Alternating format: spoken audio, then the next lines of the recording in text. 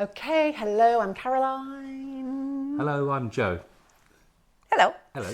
Joe, as well as being a CranioSacral therapist, is also an osteopath. So I'm curious, Joe, what outside of Upledger or CranioSacral Therapy is your favourite kind of work-related book?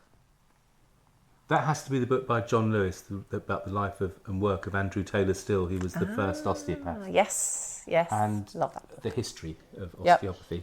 And I learnt about that as a student many, many years ago. And we learned little bits about it in CST as well. Yep.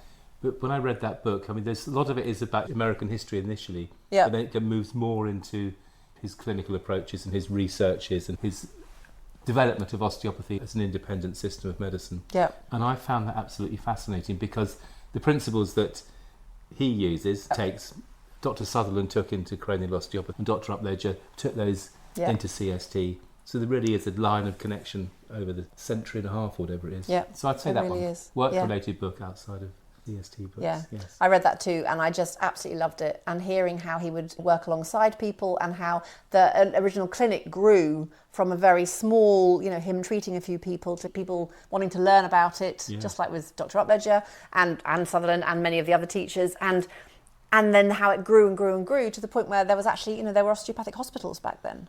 Absolutely. And people would go and they'd stay in an osteopathic hospital, which often then whatever they were going for, they'd get treatment every day in that way. And they got better. There's an amazing story in that book, actually. Can I tell the story? Yes, go ahead.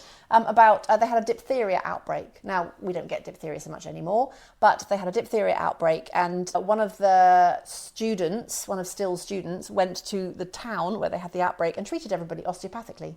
And nobody died, everybody got better, which was not what was happening without the treatment. So it's interesting, isn't it, that the osteopathic approach, the body healing, he had the same ideas, didn't he, about, the body knew how to heal.